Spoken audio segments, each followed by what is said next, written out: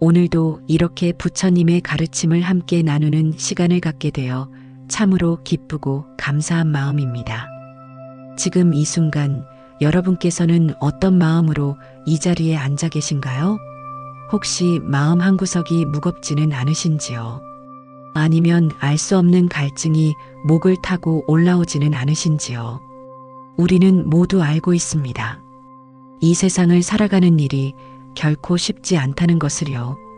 매일 아침 눈을 뜨면 무언가를 해야 하고 무언가를 얻어야 하고 무언가를 지켜야 한다는 압박감이 우리를 짓누릅니다.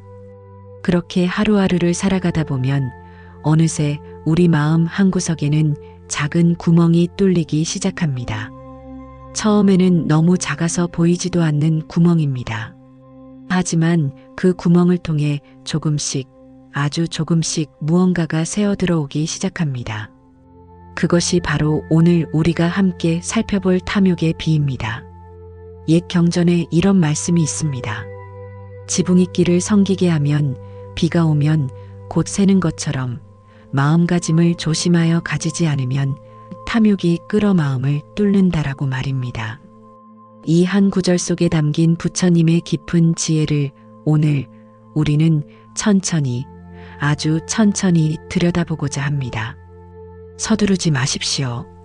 깨달음이란 급하게 달려가서 붙잡을 수 있는 것이 아닙니다. 오히려 한 걸음 한 걸음 천천히 걸어가야만 도달할 수 있는 곳입니다. 오늘 이 법문이 여러분의 마음에 작은 등불 하나를 켜드릴 수 있기를 간절히 바라며 끝까지 함께 해주신다면 더없이 감사하겠습니다. 그리고 이 가르침이 여러분의 마음에 닿았다면 나무아미타불이라는 댓글 한 줄 남겨주시기 바랍니다.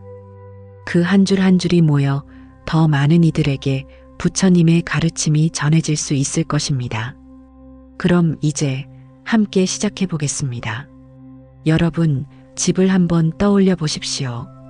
우리가 비바람을 피하고 추위와 더위를 막으며 편안히 쉴 수 있는 공간 말입니다. 집에서 가장 중요한 것이 무엇일까요? 많은 것들이 있겠지만 그 중에서도 가장 근본적인 것은 바로 지붕입니다.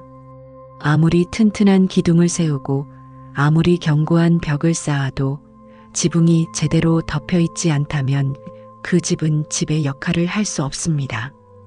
비가 오면 물이 새어들고 눈이 오면 눈이 쌓이며 햇빛이 내리쬐면 그대로 뜨거운 열기가 집 안을 가득 채웁니다. 지붕이 없는 집 혹은 지붕이 제대로 덮이지 않은 집에 사는 사람은 밤낮으로 불안할 수밖에 없습니다. 언제 비가 올지 모르고 언제 추위가 몰려올지 모르기 때문입니다. 그렇게 불안한 마음으로 사는 사람은 결코 편안할 수 없습니다. 부처님께서는 바로 이 지붕의 비유를 통해 우리의 마음을 말씀하셨습니다.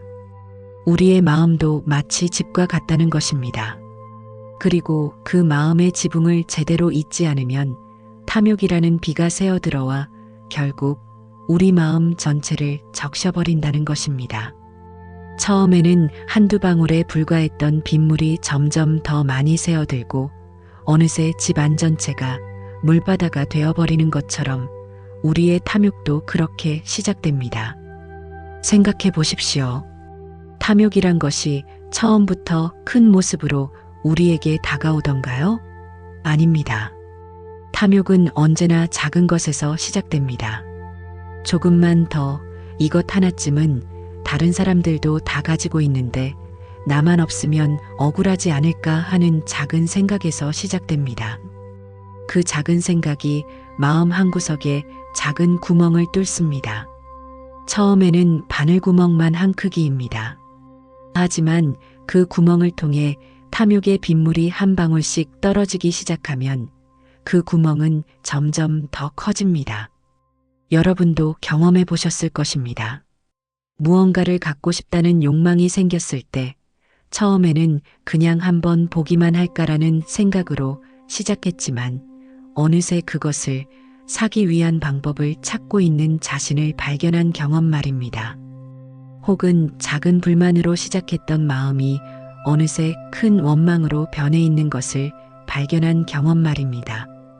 이것이 바로 제대로 잊지 않은 지붕으로 새어드는 탐욕의 비입니다. 부처님께서는 이것을 정확히 꿰뚫어 보셨습니다. 마음가짐을 조심하여 가지지 않으면, 즉 우리가 매 순간순간 깨어있지 않으면 탐욕이 끌어올라 결국 마음을 뚫어버린다고 말씀하셨습니다. 여기서 끓는다는 표현을 주목해야 합니다. 물이 끓을 때 어떻게 되는지 생각해 보십시오. 처음에는 바닥에서 작은 기포가 올라오기 시작합니다.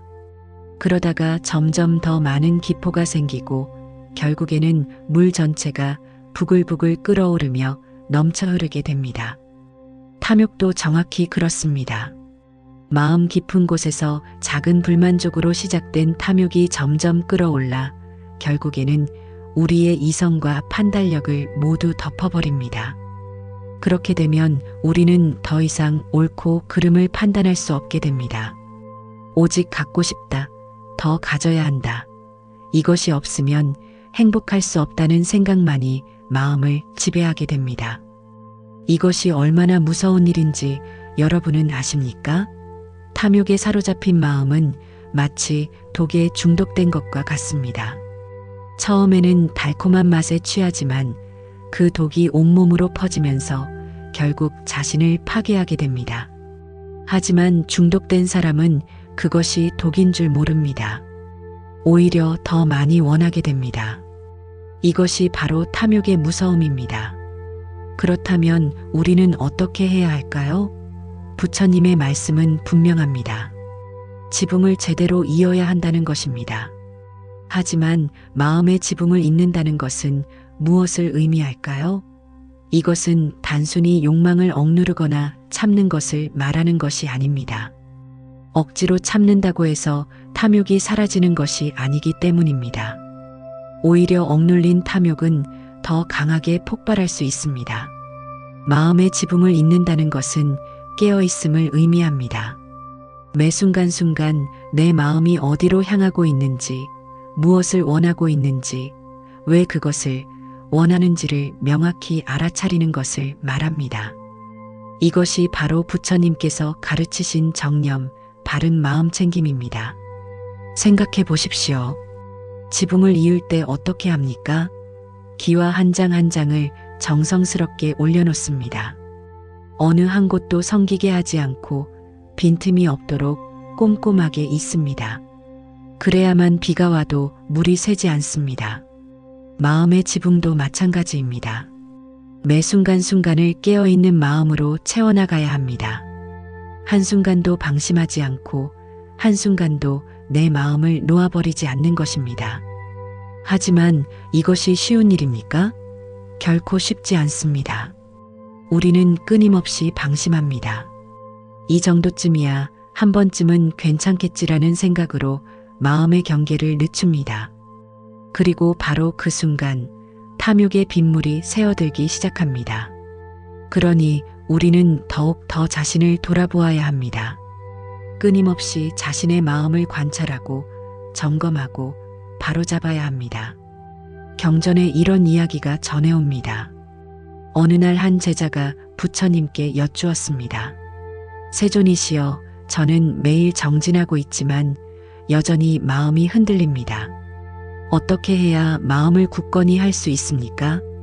부처님께서는 그 제자를 조용히 바라보시며 말씀하셨습니다. 비구여, 그대는 악기의 줄을 다루어 본 적이 있는가? 제자가 대답했습니다. 예, 세존이시여. 제가 출가하기 전에 비파를 연주했습니다. 부처님께서 다시 물으셨습니다. 그렇다면 비파의 줄이 너무 팽팽하면 어떻게 되는가? 제자가 답했습니다. 줄이 끊어집니다. 그렇다면 줄이 너무 느슨하면 어떻게 되는가? 아름다운 소리가 나지 않습니다.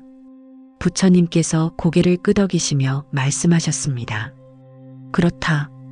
수행도 마찬가지이니라. 너무 긴장하면 마음이 지치고 너무 느슨하면 방일해진다.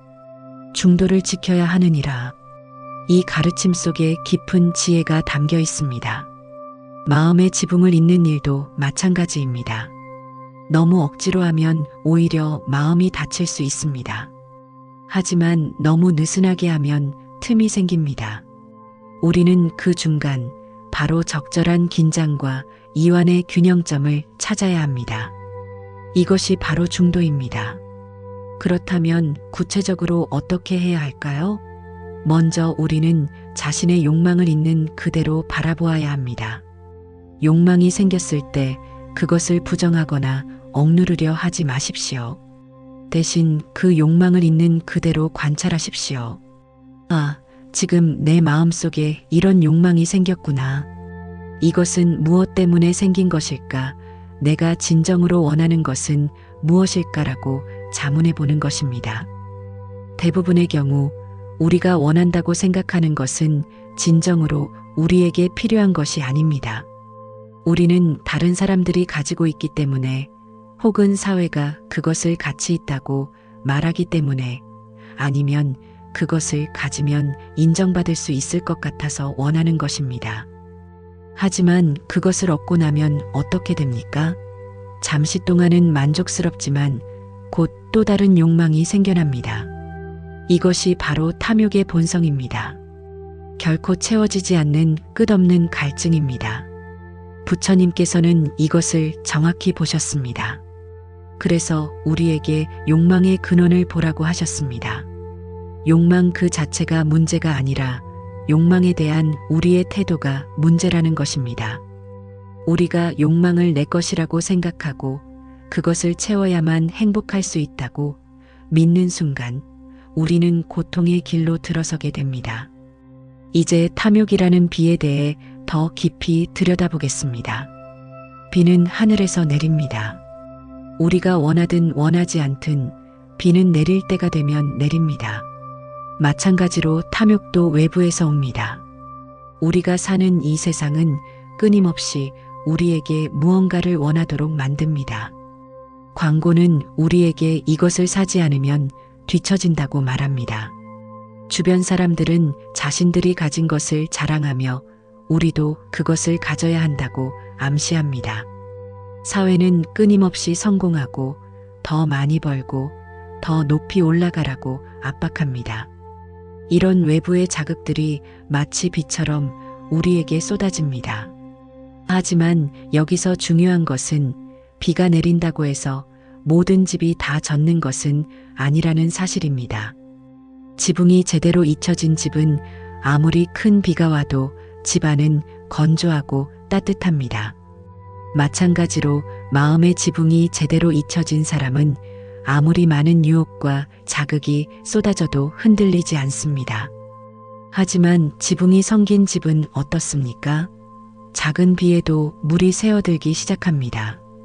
처음에는 한두 방울이지만 비가 계속되면 물이 점점 더 많이 고입니다. 그리고 결국 그 물이 집안의 모든 것을 망가뜨립니다. 가구가 젖고 벽이 무너지며 집 전체가 무너질 위험에 처합니다. 탐욕도 정확히 이렇게 작동합니다.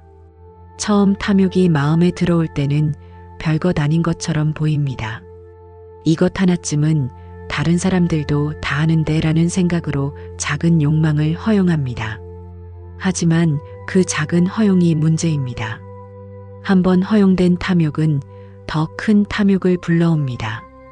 작은 것에 만족했다면 이제 더 큰 것을 원하게 됩니다. 하나를 가졌다면 이제 둘을 원합니다. 둘을 가졌다면 열을 원합니다. 이렇게 탐욕은 끝없이 커져갑니다. 더 무서운 것은 탐욕이 우리의 판단력을 흐리게 만든다는 것입니다. 탐욕에 사로잡힌 사람은 옳고 그름을 분별할 수 없게 됩니다. 자신이 원하는 것을 얻기 위해서라면 무엇이든 정당화하게 됩니다. 다른 사람에게 해를 끼치는 것도, 자신의 양심을 저버리는 것도, 심지어 법을 어기는 것도 괜찮다고 생각하게 됩니다. 왜냐하면 탐욕이 마음 전체를 덮어버렸기 때문입니다. 여러분, 주변을 돌아보십시오. 탐욕 때문에 고통받는 사람들이 얼마나 많습니까? 돈을 더 벌기 위해 건강을 해치고 명예를 얻기 위해 진실을 왜곡하며 권력을 잡기 위해 사람들을 짓밟습니다. 그리고 그 끝에는 무엇이 있습니까? 더 큰 공허함과 외로움뿐입니다. 탐욕은 결코 우리를 행복하게 만들지 못합니다. 오히려 더 큰 불행으로 이끌 뿐입니다. 부처님께서는 이것을 가래라고 표현하셨습니다. 목마른 사람이 물을 갈구하듯이 우리는 끊임없이 무언가를 갈구합니다. 하지만 그 갈증은 결코 채워지지 않습니다. 물을 마셔도 또 목이 마르고 음식을 먹어도 또 배가 고픕니다. 마찬가지로 욕망을 채워도 또 다른 욕망이 생겨납니다. 이것이 바로 윤회의 고리입니다. 끝없는 가래와 욕망의 반복입니다. 그렇다면 어떻게 이 고리를 끊을 수 있을까요? 먼저 우리는 탐욕의 본질을 정확히 알아야 합니다. 탐욕은 우리에게 이것을 가지면 행복해질 것이라고 속삭입니다. 하지만 그것은 거짓말입니다. 진정한 행복은 무언가를 가지는 데서 오는 것이 아니라 이미 우리 안에 있는 것을 깨닫는 데서 옵니다. 우리는 이미 충분합니다. 이미 완전합니다. 다만 그것을 모르고 있을 뿐입니다. 부처님께서 탐욕이 끌어 마음을 뚫는다고 하신 표현을 다시 한번 음미해 보십시오. 여기서 뚫는다는 말의 의미는 무엇일까요? 이것은 단순히 구멍을 낸다는 뜻이 아닙니다. 마음의 근본을 파괴한다는 의미입니다. 마치 댐에 작은 균열이 생기면 결국 댐 전체가 무너지는 것처럼 마음에 작은 틈이 생기면 결국 마음 전체가 무너지게 됩니다. 물방울이 바위를 뚫는다는 말을 들어보셨을 것입니다. 한 방울의 물이 바위에 떨어져도 아무 일도 일어나지 않습니다. 하지만 그 물방울이 같은 자리에 계속해서 떨어지면 어떻게 됩니까? 결국 단단한 바위에도 구멍이 뚫립니다. 탐욕도 마찬가지입니다. 처음 한 번의 탐욕은 우리 마음에 큰 영향을 주지 않는 것처럼 보입니다. 하지만 그 탐욕이 반복되고 습관이 되고 삶의 방식이 되면 결국 우리 마음의 근본을 뚫어버립니다. 마음이 뚫린다는 것은 무엇을 의미합니까? 그것은 우리가 본래 가지고 있던 선한 마음, 깨끗한 마음, 밝은 마음이 사라진다는 것을 의미합니다. 우리는 본래 부처님과 같은 본성을 가지고 태어났습니다. 불성이라고 하는 그 본래의 마음은 탐욕도, 분노도, 어리석음도 없는 깨끗한 상태입니다. 하지만 탐욕이 마음을 뚫고 들어오면 그 본래의 마음이 가려지고 왜곡됩니다. 이것은 마치 맑은 거울에 먼지가 쌓이는 것과 같습니다.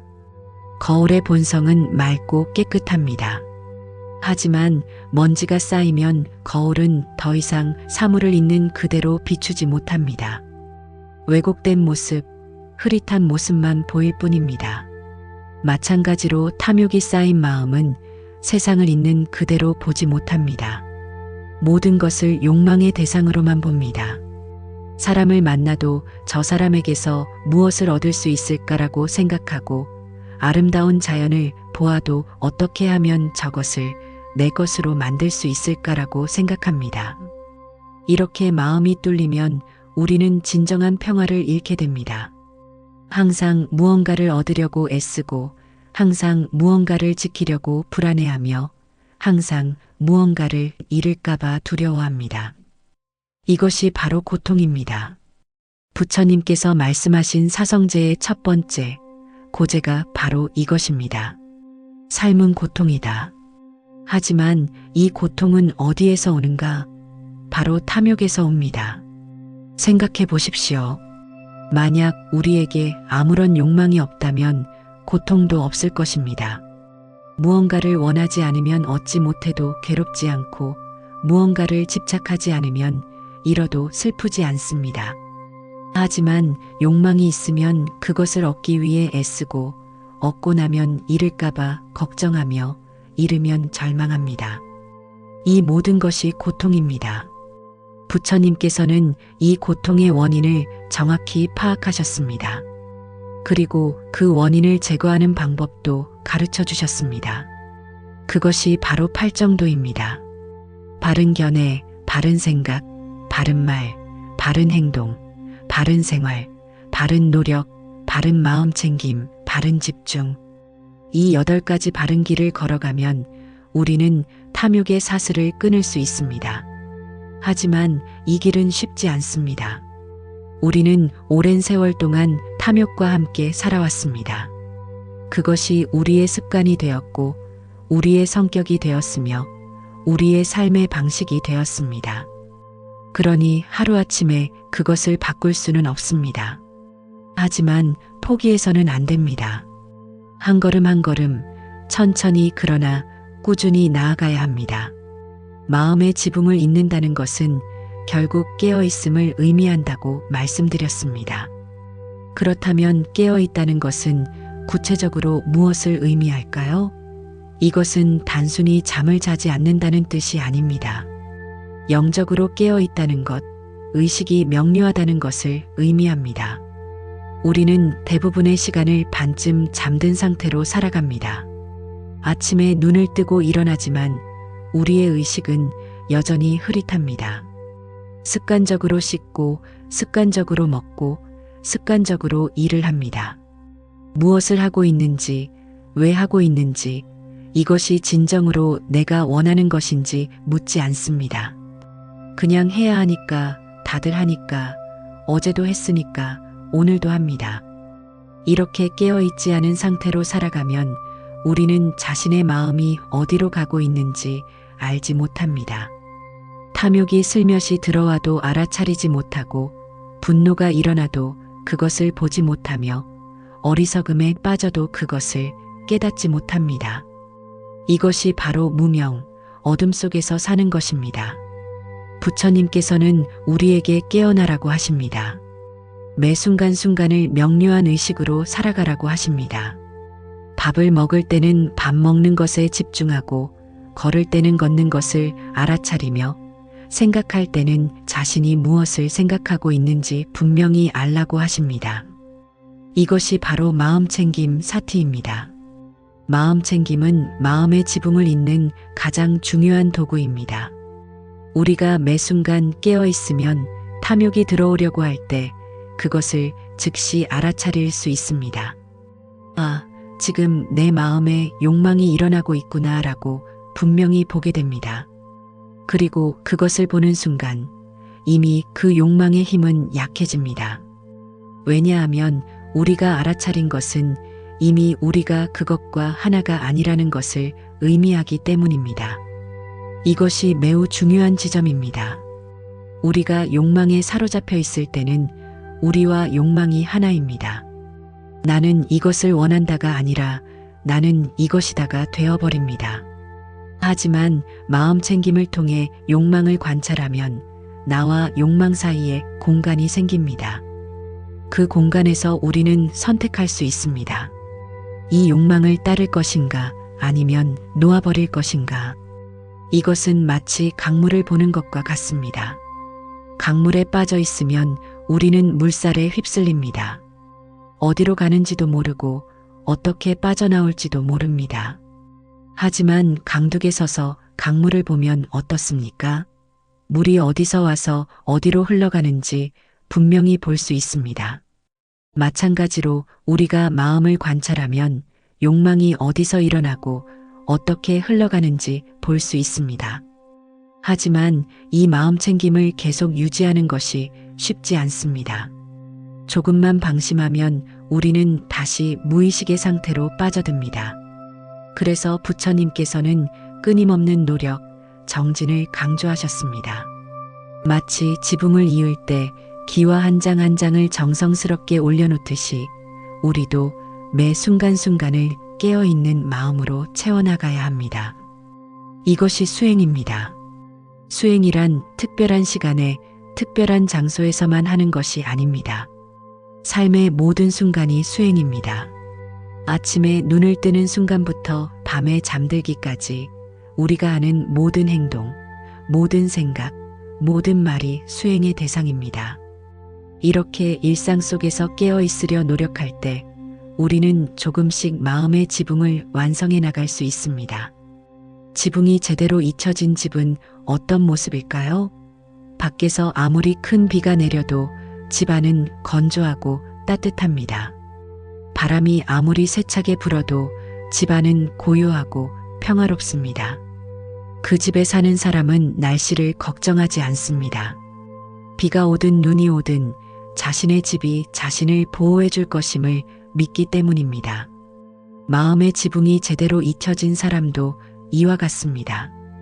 외부의 유혹이 아무리 강해도 세상이 아무리 혼란스러워도 그 사람의 마음은 흔들리지 않습니다.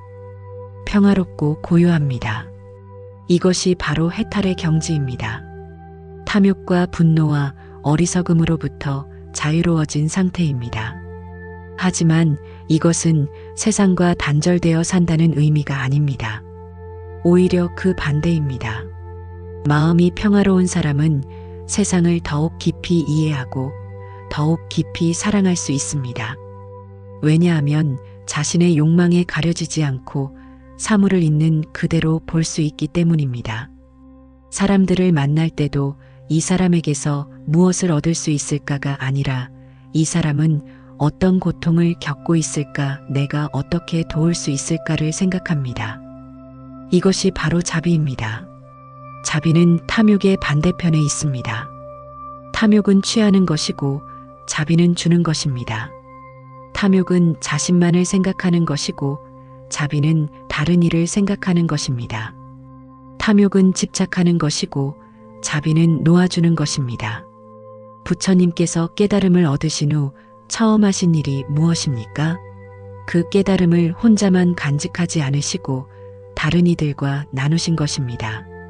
45년 동안 인도 전역을 다니시며 수많은 사람들에게 가르침을 베푸셨습니다. 왜 그러셨을까요? 자비심 때문입니다. 모든 중생이 고통에서 벗어나기를 바라는 큰 자비심 때문입니다. 우리도 마찬가지입니다. 우리가 마음의 지붕을 잇는 것은 단지 우리 자신만을 위한 것이 아닙니다. 우리 마음이 평화로워지면 그 평화가 주변 사람들에게도 전해집니다. 우리가 탐욕에서 자유로워지면 다른 사람들도 탐욕에서 자유로워질 수 있는 길을 보게 됩니다. 이것이 바로 보살의 길입니다. 자신의 깨달음을 통해 다른 이들을 깨달음으로 이끄는 길입니다. 지금 이 순간 여러분의 마음은 어떠십니까? 혹시 어딘가 성긴 곳은 없으신지요? 탐욕의 빗물이 새어들고 있지는 않으신지요? 만약 그렇다면 지금이 바로 그 틈을 메울 때입니다. 늦었다고 생각할 때가 가장 빠를 때입니다. 지금 이 순간부터 마음을 돌아보고 깨어 있으려 노력하십시오. 성기다는 것은 무엇을 의미합니까? 촘촘하지 않다는 것, 빈틈이 있다는 것입니다. 지붕을 이을 때 기와와 기와 사이에 빈틈이 있으면 그곳으로 물이 셉니다. 처음에는 작은 틈이지만 시간이 지나면서 그 틈은 점점 커집니다. 왜냐하면 물이 계속 그곳으로 흐르면서 주변을 침식하기 때문입니다. 우리 마음도 마찬가지입니다. 마음가짐이 성기다는 것은 깨어있지 않다는 것, 방심한다는 것을 의미합니다. 이 정도는 괜찮겠지, 한 번쯤은 괜찮겠지라는 생각으로 마음의 경계를 늦추는 것입니다. 이것이 바로 성긴 지붕입니다. 그리고 바로 그 순간 탐욕이 들어오기 시작합니다. 흥미로운 것은 부처님께서 성기게 하면이라고 표현하셨다는 점입니다. 지붕이 저절로 성겨지는 것이 아니라 우리가 성기게 만든다는 것입니다. 즉, 탐욕이 들어오는 것은 외부의 잘못이 아니라 우리 자신의 책임이라는 것입니다. 우리가 방심하고 우리가 게을러지고 우리가 깨어있지 않기 때문에 탐욕이 들어올 수 있는 것입니다. 이것은 매우 중요한 깨달음입니다. 많은 사람들이 자신의 탐욕을 외부 탓으로 돌립니다. 세상이 이렇게 물질 만능주의니까, 주변 사람들이 다 그러니까, 광고가 너무 많이 나오니까 등등. 물론 이런 외부 요인들이 영향을 주는 것은 사실입니다. 하지만 근본적인 원인은 우리 안에 있습니다. 우리 마음이 그것들에 반응하는 방식에 있습니다. 같은 광고를 봐도 어떤 사람은 욕망이 일어나고 어떤 사람은 일어나지 않습니다. 같은 물건을 봐도 어떤 사람은 꼭 가져야 한다고 생각하고 어떤 사람은 그냥 지나칩니다. 이 차이는 어디에서 오는 것일까요? 바로 마음의 상태입니다. 마음의 지붕이 제대로 잊혀져 있느냐, 성기게 잊혀져 있느냐의 차이입니다.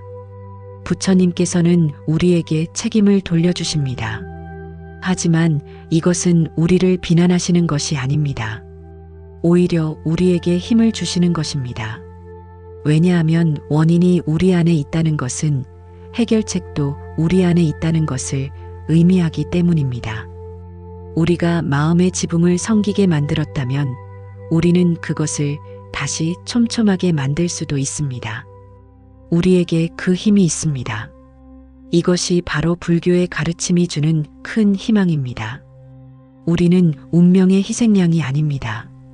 우리는 자신의 삶을 만들어가는 주인공입니다. 비록 지금은 탐욕에 시달리고 있더라도 우리는 그것을 바꿀 수 있습니다.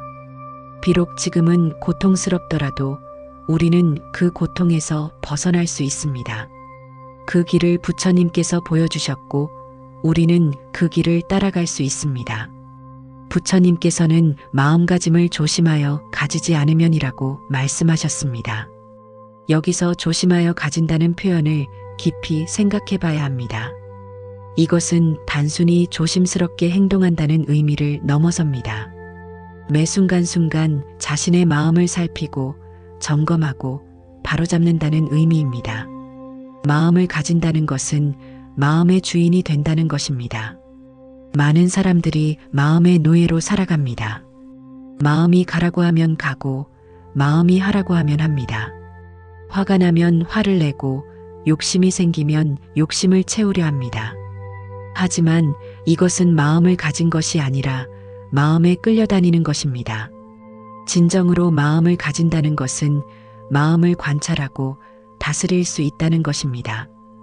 화가 일어나는 것을 보면서도 화를 내지 않을 수 있고 욕심이 생기는 것을 알아차리면서도 그 욕심을 따르지 않을 수 있습니다. 이것이 바로 자유입니다. 마음으로부터의 자유입니다. 하지만 이 자유는 저절로 주어지지 않습니다. 조심하여 가져야 합니다.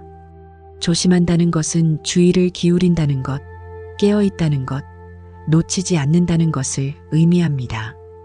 마치 아이를 돌보는 어머니처럼, 불을 다루는 장인처럼, 줄타기를 하는 고개사처럼 우리는 매 순간 온전히 집중하여 마음을 돌보아야 합니다.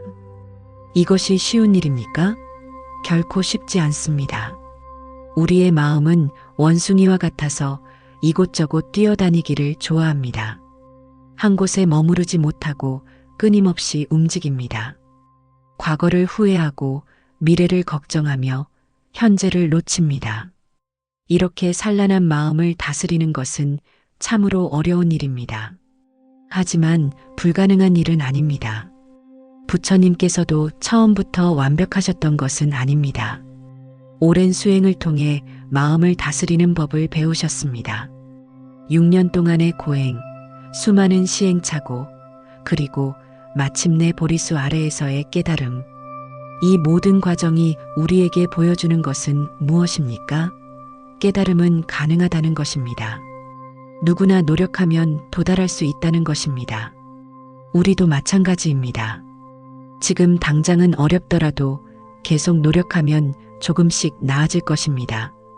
처음에는 하루에 한 번도 마음을 알아차리지 못하다가 점점 하루에 여러 번 알아차리게 되고 나중에는 거의 모든 순간 깨어 있을 수 있게 됩니다. 이것은 마치 근육을 키우는 것과 같습니다. 처음에는 약하지만 계속 운동하면 점점 강해집니다. 마음도 마찬가지입니다. 마음 챙김의 근육을 키워야 합니다. 매일 조금씩 꾸준히 연습해야 합니다. 앉아서 명상하는 것도 좋지만 더 중요한 것은 일상 속에서의 마음 챙김입니다. 밥을 먹을 때, 걸을 때, 일할 때, 대화할 때, 모든 순간에 깨어 있으려 노력하는 것입니다. 부처님께서 탐욕이 끓어라고 표현하신 것도 깊이 새겨들어야 합니다. 왜 끓는다고 하셨을까요? 물이 끓는 과정을 생각해 보십시오. 처음에는 아무 일도 일어나지 않는 것처럼 보입니다. 물은 그저 조용히 있습니다. 하지만 밑에서 불이 타오르고 있습니다. 보이지 않지만 열이 전해지고 있습니다. 시간이 지나면서 물의 온도가 올라갑니다. 여전히 겉으로는 변화가 보이지 않습니다. 하지만 물 분자들은 점점 더 빠르게 움직이기 시작합니다. 에너지가 축적되고 있습니다. 그러다가 어느 순간 임계점에 도달합니다. 그때부터 물은 부글부글 끓기 시작합니다. 작은 기포들이 바닥에서 올라오고 점점 더 많은 기포가 생기며 결국 물 전체가 격렬하게 끓어오릅니다. 탐욕도 정확히 이렇게 작동합니다. 처음에는 작은 불만족으로 시작됩니다. 왜 나는 저것이 없을까? 다른 사람들은 다 가지고 있는데 라는 작은 생각입니다. 이 생각이 마음 밑바닥에서 불을 지핍니다. 겉으로는 아무 일도 일어나지 않는 것처럼 보이지만 마음속에서는 탐욕의 열기가 점점 올라가고 있습니다. 시간이 지나면서 그 열기는 더욱 강해집니다. 작은 불만족이 큰 욕망으로 변합니다. 꼭 가져야 해, 이것 없이는 살 수 없어라는 생각이 마음을 지배하기 시작합니다. 여전히 밖으로 드러나지는 않을 수 있습니다. 하지만 내면에서는 이미 탐욕이 끓고 있습니다. 그러다가 어느 순간 폭발합니다. 참고 있던 욕망이 행동으로 터져 나옵니다. 필요하지도 않은 물건을 사고 해서는 안 될 일을 하며 지켜야 할 원칙을 어기게 됩니다. 이것이 바로 탐욕이 끓어 넘치는 순간입니다. 이렇게 되면 이성도 양심도 아무것도 그것을 막을 수 없습니다. 더 무서운 것은 한번 끓기 시작한 탐욕은 쉽게 식지 않는다는 것입니다. 하나를 얻으면 둘을 원하고 둘을 얻으면 열을 원합니다. 끝이 없습니다. 마치 불 위에 올려진 물이 계속 끓듯이 탐욕도 계속 끓습니다. 그리고 그 열기가 우리의 마음을 태워버립니다. 부처님께서는 이 과정을 정확히 보셨습니다. 그래서 우리에게 불을 끄라고 하십니다. 탐욕의 불을 끄라고 하십니다. 어떻게 끌 수 있습니까? 물이 끓는 것을 멈추려면 불을 꺼야 합니다. 마찬가지로 탐욕이 끓는 것을 멈추려면 탐욕의 근원을 차단해야 합니다. 탐욕의 근원은 무엇입니까? 불만족입니다. 지금 이대로는 충분하지 않다는 생각입니다. 이 생각이 바로 불을 지피는 것입니다. 그렇다면 이 생각을 어떻게 바꿀 수 있을까요? 지금 이 순간이 이미 충분하다는 것을 깨닫는 것입니다. 우리는 이미 완전하다는 것을 아는 것입니다. 마음이 뚫린다는 것은 무엇을 의미할까요? 댐에 구멍이 뚫리면 어떻게 됩니까? 처음에는 작은 물줄기가 흘러나옵니다. 하지만 시간이 지나면서 그 구멍은 점점 커지고 물의 압력도 강해집니다. 결국 댐 전체가 무너질 위험에 처합니다. 마음도 마찬가지입니다. 탐욕이 마음을 뚫으면 그 구멍을 통해 우리의 모든 좋은 것들이 빠져나가기 시작합니다. 평화가 빠져나갑니다. 탐욕에 사로잡힌 마음은 결코 평화로울 수 없습니다. 항상 무언가를 원하고 항상 무언가에 불만족하며 항상 무언가를 더 가지려고 애씁니다. 이런 마음에 어떻게 평화가 있을 수 있겠습니까? 기쁨도 빠져나갑니다. 진정한 기쁨은 만족에서 옵니다. 지금 가진 것에 감사하고 지금 이 순간을 음미할 때 기쁨이 찾아옵니다. 하지만 탐욕은 우리에게 지금을 즐기지 못하게 합니다. 항상 미래를 바라보게 하고 저것을 얻으면 행복해질 거야 라고 속삭입니다. 그래서 우리는 지금 이 순간의 기쁨을 놓치게 됩니다. 사랑도 빠져나갑니다. 탐욕은 우리를 이기적으로 만듭니다.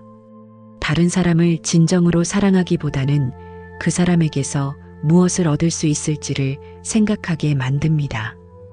이것은 사랑이 아닙니다. 이것은 거래입니다. 진정한 사랑은 주는 것이지 취하는 것이 아닙니다. 하지만 탐욕에 사로잡힌 마음은 주는 것을 알지 못합니다. 지혜도 빠져나갑니다. 탐욕은 우리의 눈을 가립니다. 사물을 있는 그대로 보지 못하게 하고 욕망의 색안경을 통해서만 보게 만듭니다. 그래서 우리는 현명한 판단을 내릴 수 없게 됩니다. 단기적인 만족을 위해 장기적인 행복을 포기하고 일시적인 쾌락을 위해 영원한 평화를 버리게 됩니다. 이 모든 것이 뚫린 구멍을 통해 빠져나갑니다. 그리고 그 빈자리에는 무엇이 채워질까요? 더 많은 탐욕, 더 많은 불만족, 더 많은 고통이 채워집니다. 이것이 바로 악순환입니다. 탐욕이 마음을 뚫고 뚫린 마음은 더 많은 탐욕을 불러들입니다. 부처님께서는 이 악순환을 끊으라고 하십니다. 어떻게 끊을 수 있습니까? 먼저 그 구멍을 메워야 합니다. 빠져나가는 것을 막아야 합니다. 그리고 이미 빠져나간 것들을 다시 채워야 합니다. 평화를, 기쁨을, 사랑을, 지혜를 다시 마음속에 가득 채워야 합니다.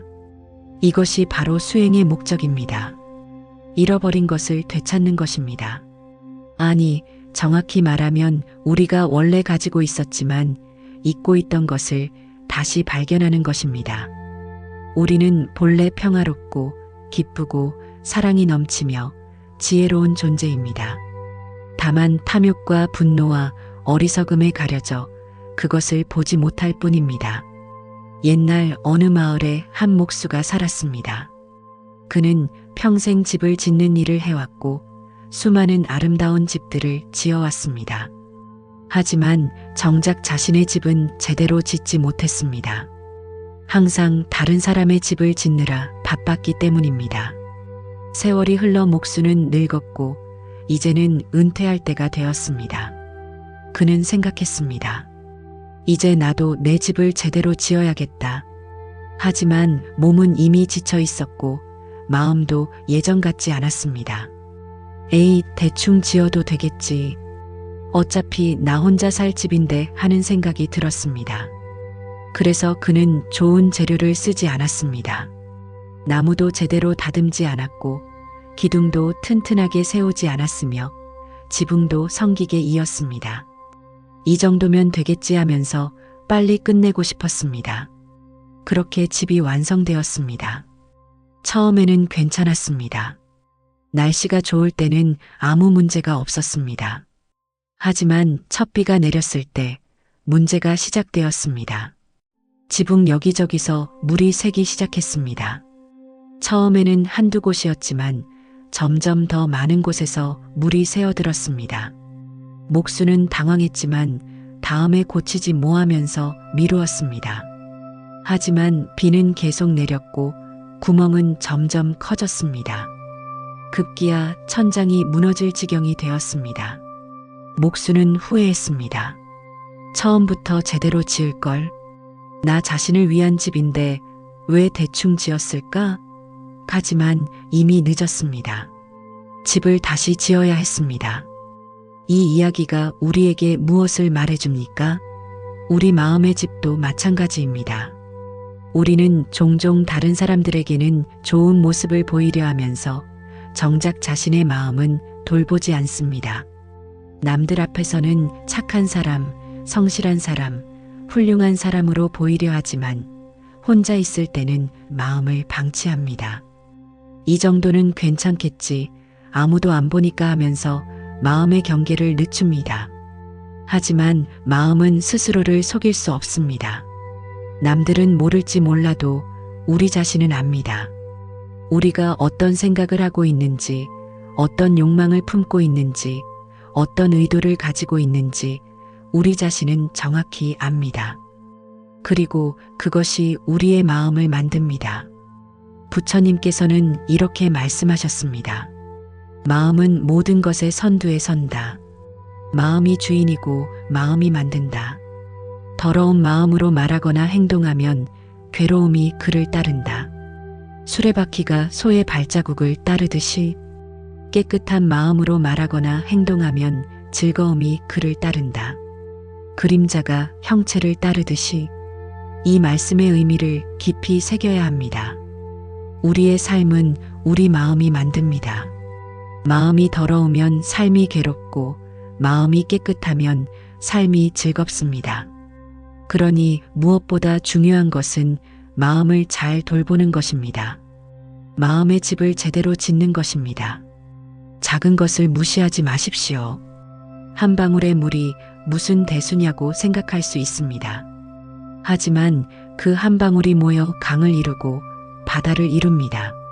마찬가지로 작은 탐욕 하나가 무슨 대수냐고 생각할 수 있습니다. 하지만 그 작은 탐욕이 모여 큰 집착이 되고 결국 우리 삶을 망칩니다. 옛 경전에 이런 이야기가 있습니다. 한 젊은 비구가 부처님께 여쭈었습니다. 세존이시여, 작은 악은 행해도 괜찮지 않습니까? 작은 것이니 큰 해를 끼치지 않을 것입니다. 부처님께서는 대답하시기 전에 그 비구에게 물 한 그릇을 가져오게 하셨습니다. 그리고 말씀하셨습니다. 이 물에 소금 한 줌을 넣어 보아라. 비구가 소금을 넣자 물은 짜서 마실 수 없게 되었습니다. 부처님께서 말씀하셨습니다. 작은 악이 작은 마음에 쌓이면 이 물과 같이 된다. 하지만 큰 강에 소금 한 줌을 넣으면 어떻게 되겠느냐? 강물은 여전히 맑고 마실만하니라. 마찬가지로 넓고 깨끗한 마음에는 작은 악도 영향을 주지 못한다. 이 가르침이 의미하는 바는 무엇입니까? 작은 악을 행해도 된다는 것이 아닙니다. 오히려 마음을 넓히고 깨끗하게 하라는 것입니다.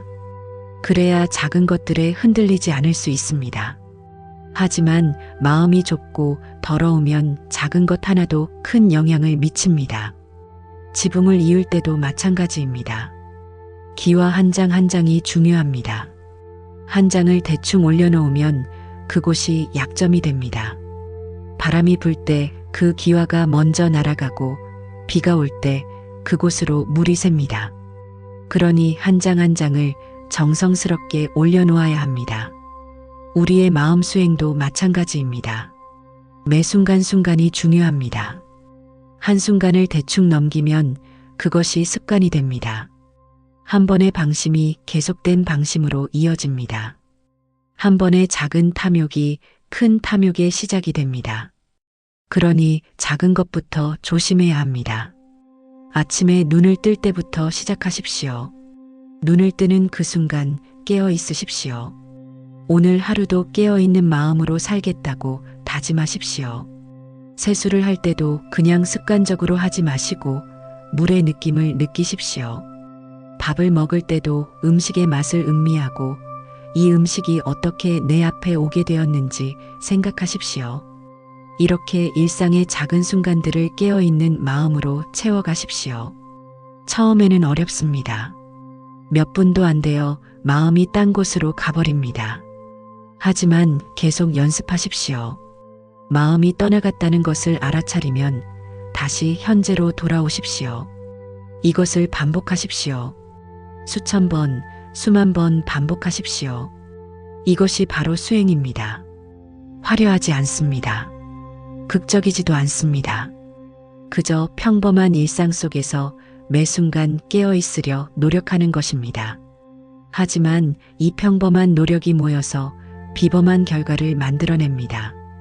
한 방울 한 방울이 모여 바다를 이루듯이 한순간 한순간의 깨어있음이 모여 깨달음을 이룹니다. 이제 우리는 탐욕의 본질을 더 깊이 들여다봐야 합니다. 탐욕이란 무엇입니까? 단순히 무언가를 원하는 것입니까? 아닙니다. 욕망 자체가 문제는 아닙니다. 배가 고프면 음식을 원하는 것은 자연스러운 일입니다. 추우면 따뜻함을 원하는 것도 당연합니다. 이런 기본적인 욕구는 생존을 위해 필요합니다. 문제는 집착입니다. 음식을 먹고도 계속 더 먹으려 하는 것, 충분히 따뜻한데도 더 많은 것을 원하는 것, 이미 가진 것으로는 만족하지 못하고 끊임없이 더 많은 것을 추구하는 것이 문제입니다. 이것이 바로 탐욕입니다. 탐욕의 근원에는 무엇이 있습니까? 불안입니다. 우리는 불안합니다. 지금 가진 것으로는 충분하지 않다. 더 많이 가져야 안전하다.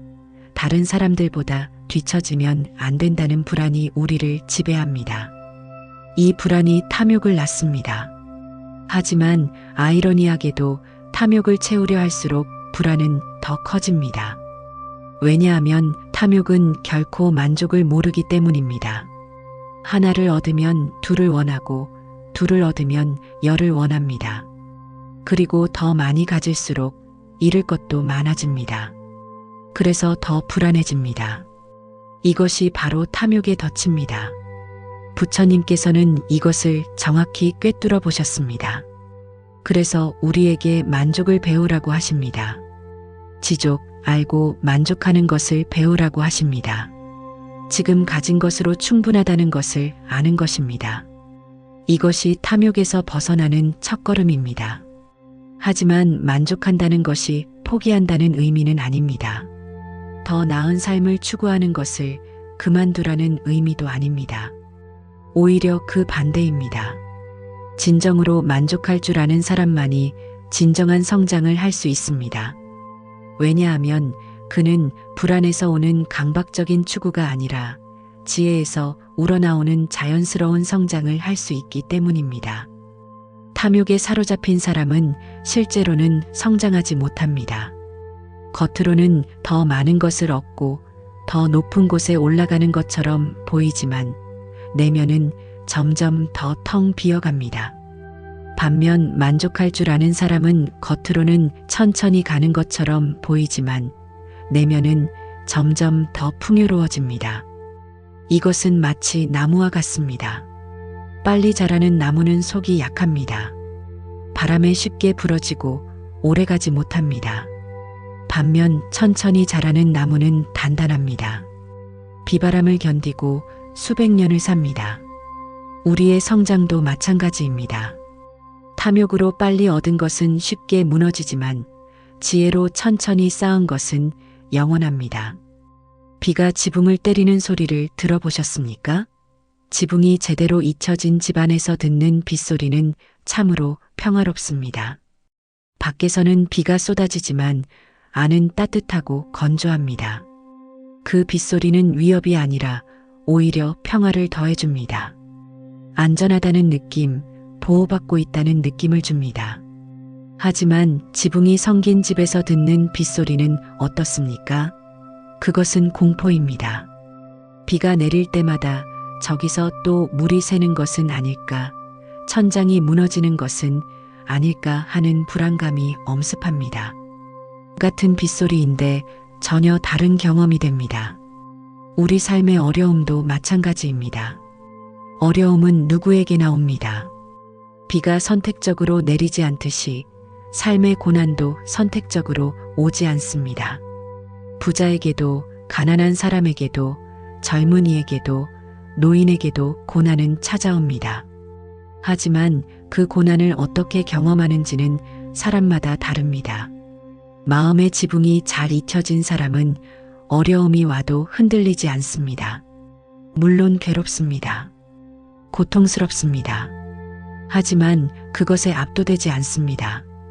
왜냐하면 그의 마음은 견고하기 때문입니다. 탐욕도 분노도 두려움도 그의 마음을 뚫고 들어올 수 없습니다.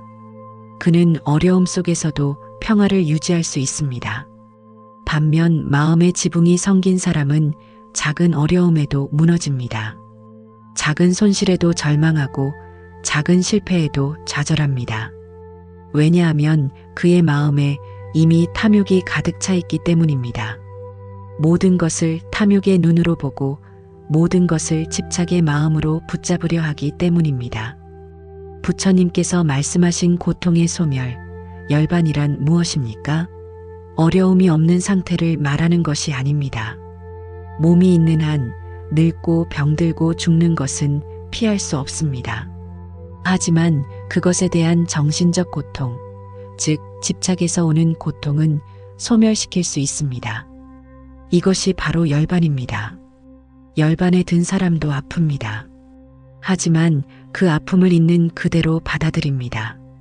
저항하지 않고 원망하지 않으며 왜 하필 나에게라고 묻지 않습니다. 그저 이것이 삶의 본질이구나 하고 받아들입니다. 이런 수용이 가능한 이유는 탐욕이 없기 때문입니다. 아프지 않아야 한다. 항상 건강해야 한다는 집착이 없기 때문입니다. 이것이 바로 자유입니다. 상황으로부터의 자유가 아니라 상황에 대한 우리 반응으로부터의 자유입니다. 비는 계속 내릴 수 있습니다. 하지만 그 비가 우리를 적시지 못하게 할 수 있습니다.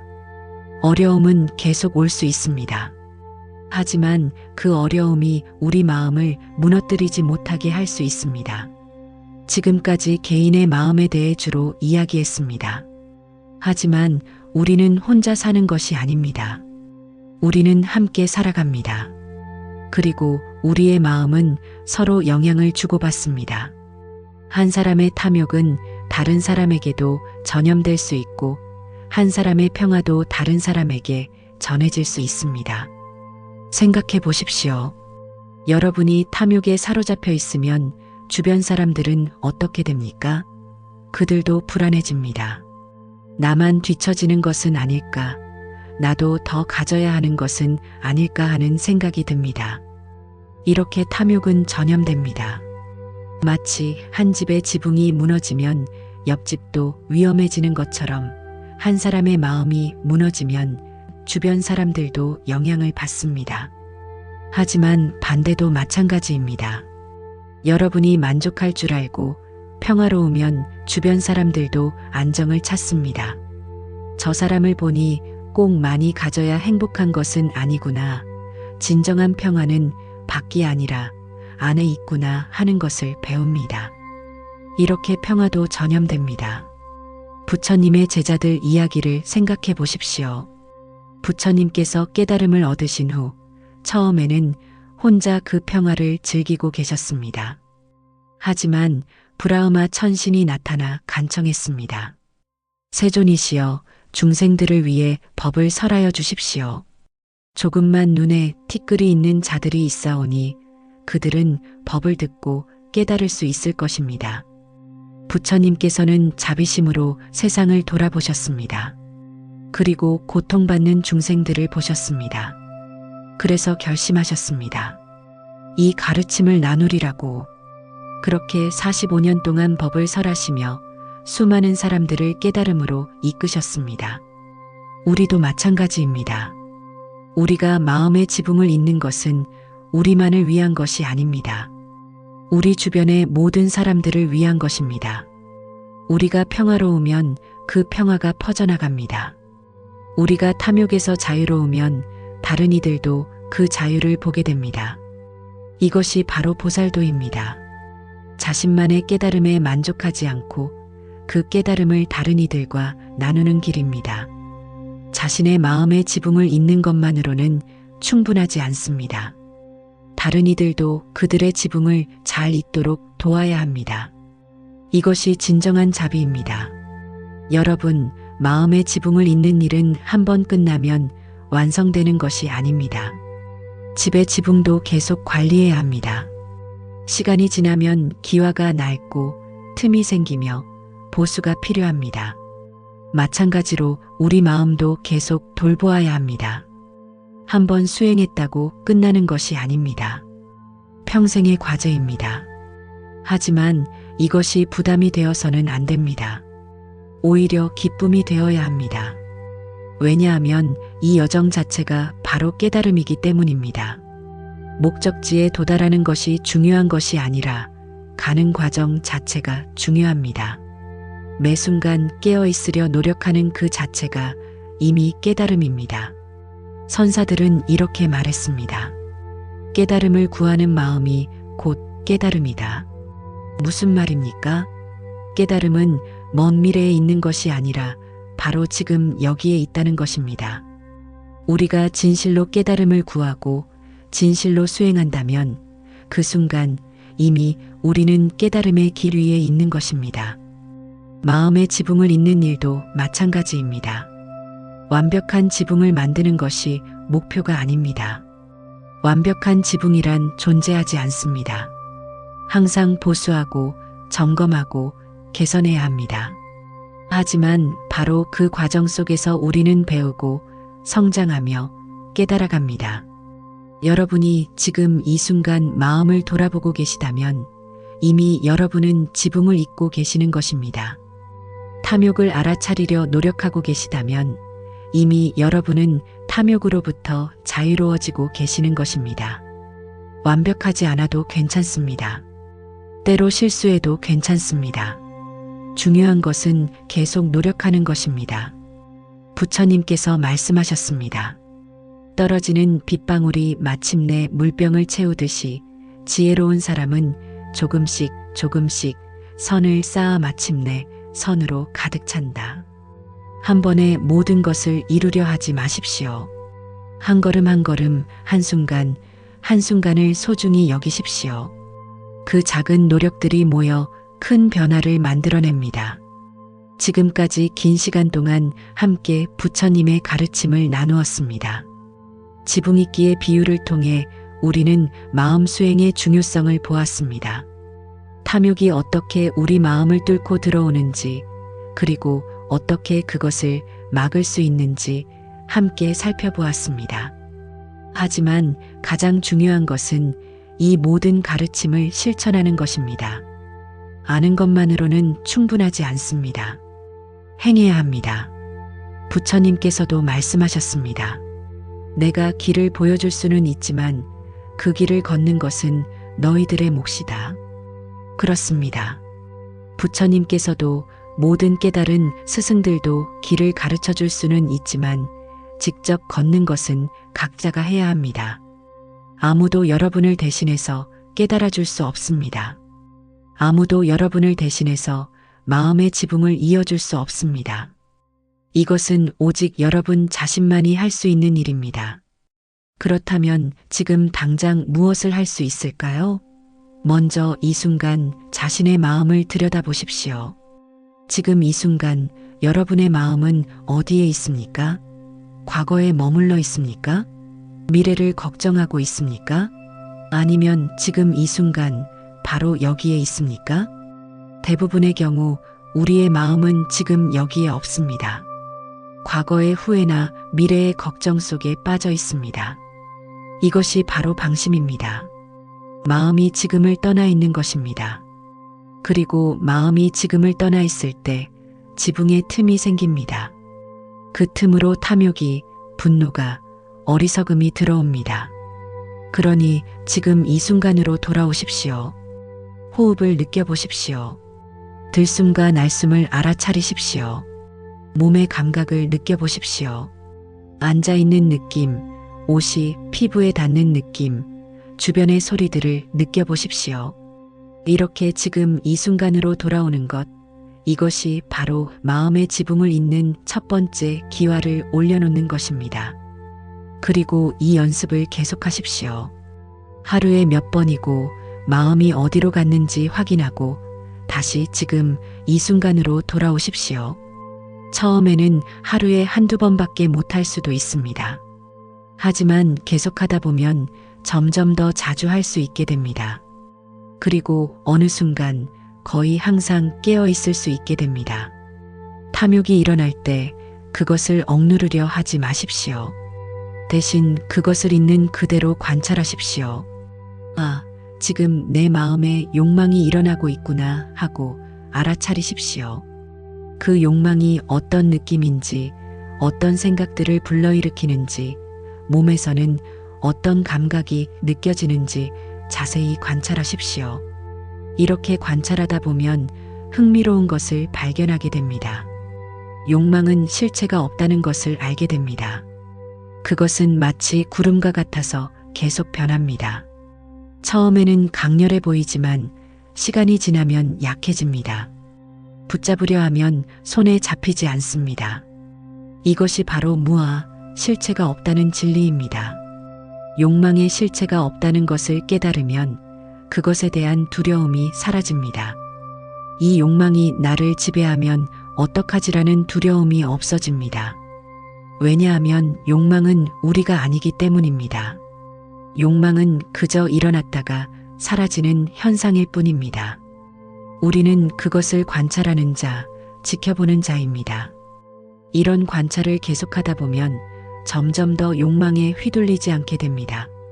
욕망이 일어나도 아, 욕망이 일어났구나 하고 그냥 바라볼 수 있게 됩니다.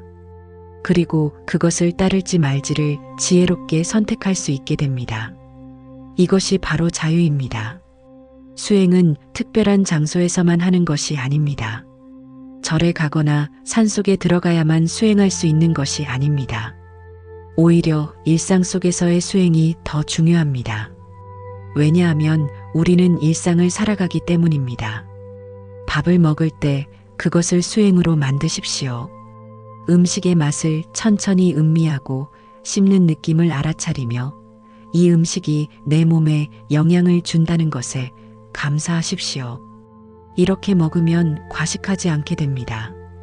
왜냐하면 음식을 의식적으로 먹으면 배가 부른 것을 제때 알아차릴 수 있기 때문입니다. 걸을 때도 수행하십시오. 발이 땅에 닿는 느낌, 다리의 움직임, 몸의 균형을 알아차리십시오. 이렇게 걸으면 마음이 고요해집니다. 왜냐하면 온전히 지금 이 순간에 있기 때문입니다. 일할 때도 수행하십시오. 하는 일에 완전히 집중하십시오. 컴퓨터 자판을 두드릴 때 손의 움직임을 느끼십시오. 글을 쓸 때 생각이 어떻게 말로 변하는지 관찰하십시오. 이렇게 일하면 실수도 줄고 효율도 높아지며 무엇보다 일이 고역이 아니라 수행이 됩니다. 사람들과 대화할 때도 수행하십시오. 상대방의 말을 진정으로 듣고 상대방의 감정을 느끼려 하십시오. 대답을 준비하느라 듣지 못하는 일이 없도록 하십시오. 이렇게 대화하면 관계가 깊어지고 오해가 줄어들며 진정한 소통이 일어납니다. 이 모든 것이 마음의 지붕을 잇는 일입니다. 일상의 매 순간을 깨어있는 마음으로 채워가는 것입니다. 특별한 기술이 필요한 것도 아니고 많은 시간이 필요한 것도 아닙니다. 그저 지금 하고 있는 일에 온전히 깨어있으면 됩니다. 수행의 길은 곱고 평탄하지 않습니다. 때로는 넘어지고 때로는 길을 잃기도 합니다. 탐욕에 다시 빠지기도 하고 화를 내기도 하며 어리석은 선택을 하기도 합니다. 이것은 자연스러운 일입니다. 완벽한 사람은 없습니다. 중요한 것은 넘어졌을 때 어떻게 하느냐입니다. 거기 그대로 주저앉아 있을 것입니까? 아니면 다시 일어설 것입니까? 부처님께서는 우리에게 다시 일어서라고 하십니다. 넘어진 것을 자책하지 말고 그것을 배움의 기회로 삼으라고 하십니다. 넘어졌다는 것은 무엇인가를 배울 수 있다는 것을 의미합니다. 왜 넘어졌는지 살펴보십시오. 어디서 방심했는지, 무엇을 놓쳤는지 돌아보십시오. 이런 성찰이 우리를 더 강하게 만듭니다. 다음번에는 같은 곳에서 넘어지지 않을 수 있게 됩니다. 그리고 자신을 용서하십시오. 완벽하지 않은 것은 인간의 본성입니다. 부처님께서도 깨달음을 얻기 전에는 많은 실수를 하셨습니다. 전생 이야기를 보면 때로는 어리석은 선택을 하기도 하셨습니다. 하지만 그 모든 경험이 결국 깨달음으로 이끄는 양식이 되었습니다. 우리의 실수도 마찬가지입니다. 그것들은 실패가 아니라 배움입니다. 성장의 과정입니다. 그러니 실수했다고 해서 자책하거나 포기하지 마십시오. 대신 거기서 배우고 다시 일어서서 계속 나아가십시오. 이것이 바로 정진입니다. 끊임없이 노력하는 것입니다. 넘어져도 다시 일어서고 길을 잃어도 다시 찾으며 지쳐도 다시 힘을 내는 것입니다. 이런 정진이 있을 때 우리는 반드시 목적지에 도달할 수 있습니다. 수행의 길에서 작은 승리들을 알아차리고 기뻐하는 것도 중요합니다. 완전한 깨달음을 얻지 못했다고 해서 낙심할 필요는 없습니다. 작은 진전도 큰 의미가 있습니다. 예전 같으면 화를 냈을 상황에서 화를 내지 않았다면 그것을 축하하십시오. 예전 같으면 욕심을 냈을 상황에서 만족할 수 있었다면 그것을 기뻐하십시오. 예전 같으면 무의식적으로 반응했을 상황에서 의식적으로 선택할 수 있었다면 그것을 인정하십시오. 이런 작은 승리들이 쌓여서 큰 변화를 만듭니다. 마치 한 장 한 장의 기와가 모여 지붕을 이루듯이 한 번 한 번의 작은 깨어있음이 모여 큰 깨달음을 이룹니다. 그러니 작은 것을 무시하지 마십시오. 작은 것에 감사하고 작은 것을 격려하십시오. 자신에게 너무 엄격하지도 너무 느슨하지도 마십시오. 부처님께서 비파의 비유로 가르쳐 주신 것처럼 중도를 지키십시오. 적절한 노력, 적절한 긴장, 적절한 이완의 균형을 찾으십시오. 이것이 지속 가능한 수행의 비결입니다. 혼자서는 어려울 때가 있습니다.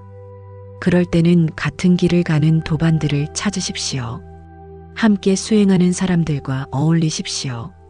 그들의 경험을 듣고 여러분의 경험을 나누십시오. 서로 격려하고 서로 지지하십시오. 부처님께서도 승가, 즉 수행 공동체의 중요성을 강조하셨습니다. 혼자서는 쉽게 나태해지거나 길을 잃을 수 있지만 함께하면 서로가 거울이 되어줍니다. 한 사람이 흔들릴 때 다른 사람이 붙잡아주고 한 사람이 길을 잃을 때 다른 사람이 방향을 알려줍니다. 하지만 올바른 도반을 선택하는 것이 중요합니다. 여러분을 탐욕으로 이끄는 사람들과 어울리지 마십시오. 대신 여러분을 깨달음으로 이끄는 사람들과 함께 하십시오. 지혜로운 사람, 자비로운 사람, 깨어있는 사람들을 가까이 하십시오. 그들과 함께 있으면 자연스럽게 여러분도 그렇게 됩니다. 그리고 여러분 자신도 다른 이들에게 좋은 도반이 되어 주십시오. 여러분이 배운 것을 나누고 여러분의 경험을 전하며 여러분의 평화를 퍼뜨리십시오. 이것이 바로 보살의 길입니다. 자신만의 해탈에 만족하지 않고 모든 중생을 함께 해탈로 이끄는 길입니다. 오늘 이렇게 긴 시간 동안 함께 부처님의 가르침을 나눌 수 있어서 참으로 감사합니다. 여러분께서 끝까지 경청해 주신 것에 깊은 감사를 드립니다. 이 가르침이 여러분의 마음에 작은 씨앗이라도 남기기를 바랍니다. 그 씨앗은 당장 싹트지 않을 수도 있습니다. 하지만 적절한 때가 되면 반드시 싹틀 것입니다. 물을 주고 햇빛을 쬐고 정성껏 돌보면 언젠가는 아름다운 꽃을 피울 것입니다. 그러니 조급해하지 마십시오. 자연의 순리를 따르십시오. 부처님의 가르침은 2500년이 넘는 세월 동안 수많은 사람들에게 전해져 왔습니다. 왕과 거지, 학자와 무식한 자, 젊은이와 노인, 모든 사람들이 이 가르침으로부터 도움을 받았습니다. 왜냐하면 이것은 진리이기 때문입니다. 시대가 바뀌고 문화가 달라져도 변하지 않는 진리입니다. 그 진리의 핵심은 무엇입니까? 바로 우리 안에 이미 평화가 있다는 것입니다. 우리는 밖에서 무언가를 얻어야 행복해지는 것이 아닙니다. 우리 안에 있는 것을 발견하기만 하면 됩니다. 탐욕이라는 먼지를 닦아내고 분노라는 구름을 걷어내면 거기 본래의 맑은 마음이 있습니다. 그 맑은 마음이 바로 부처입니다. 우리 모두는 부처의 씨앗을 가지고 태어났습니다. 불성이라고 하는 그것입니다. 그것은 결코 사라지지 않습니다. 단지 가려져 있을 뿐입니다. 우리의 수행은 그것을 드러내는 것입니다. 새로 만드는 것이 아니라 원래 있던 것을 발견하는 것입니다. 이제 이 법문을 마무리할 시간입니다. 마지막으로 몇 가지 당부의 말씀을 드리고자 합니다. 첫째, 매일 조금씩이라도 수행하십시오. 하루 5분이라도 좋습니다. 조용히 앉아서 호흡을 관찰하십시오. 그 5분이 여러분의 하루를 바꿀 것입니다. 둘째, 일상을 수행의 장으로 만드십시오. 특별한 시간, 특별한 장소를 기다리지 마십시오. 지금 여기서 하고 있는 일을 깨어있는 마음으로 하십시오. 셋째, 작은 것에 감사하십시오. 큰 것을 이루려고 애쓰다가 작은 것들을 놓치지 마십시오. 아침 햇살, 따뜻한 차 한 잔, 미소 하나, 이런 작은 것들 속에 진정한 행복이 있습니다. 넷째, 자신에게 자비로우십시오. 완벽하지 않아도 괜찮습니다. 실수해도 괜찮습니다. 자신을 용서하고 자신을 사랑하십시오. 자신을 사랑할 수 있을 때 비로소 다른 이들도 사랑할 수 있습니다. 다섯째, 포기하지 마십시오. 수행의 길은 길고 때로는 힘듭니다. 하지만 포기하지 마십시오. 한 걸음 한 걸음 계속 나아가십시오. 부처님께서 함께 하십니다. 모든 깨달은 이들이 여러분을 응원하고 있습니다. 지붕이끼를 섬기게 하면 비가 오면 곧 새는 것처럼 마음가짐을 조심하여 가지지 않으면 탐욕이 끌어 마음을 뚫는다. 이 한 구절 속에 얼마나 깊은 지혜가 담겨 있습니까? 우리의 마음이 얼마나 소중한지, 그 마음을 어떻게 돌보아야 하는지, 방심하면 어떻게 되는지 모든 것이 이 짧은 문장 속에 들어 있습니다. 여러분, 오늘부터 여러분의 마음의 지붕을 잇기 시작하십시오. 한 장의 기와를 올려놓으십시오. 그리고 내일 또 한 장을 올려놓으십시오. 이렇게 하루하루 기와를 올려가다 보면 언젠가는 완전한 지붕이 완성될 것입니다. 그때 여러분은 어떤 비바람도 두렵지 않은 진정으로 평화로운 집에서 살게 될 것입니다. 그 집은 여러분의 마음입니다. 그리고 그 마음이 바로 정토입니다. 극락은 멀리 있지 않습니다. 바로 여기 우리 마음 속에 있습니다. 탐욕과 분노와 어리석음이 사라진 마음, 그것이 바로 극락입니다. 부처님의 자비가 여러분 모두와 함께 하시기를 빕니다. 여러분의 수행이 성취되기를 빕니다. 여러분의 마음에 평화가 깃들기를 빕니다. 그리고 그 평화가 여러분의 가족에게, 여러분의 이웃에게, 나아가 모든 중생에게 퍼져나가기를 간절히 기원합니다. 오늘 이 법문이 여러분에게 조금이라도 도움이 되었다면 나무아미타불이라는 댓글 한 줄 남겨주시기 바랍니다. 그 한 줄 한 줄이 모여 더 많은 이들에게 부처님의 가르침이 전해질 수 있을 것입니다. 그리고 여러분의 생각과 경험도 함께 나눠주시면 감사하겠습니다. 우리 모두의 경험이 서로에게 배움이 되고 격려가 될 것입니다. 이 채널을 구독해 주시면 앞으로도 계속해서 부처님의 지혜로운 가르침을 함께 나눌 수 있을 것입니다. 매주 새로운 주제로 여러분을 찾아뵙겠습니다.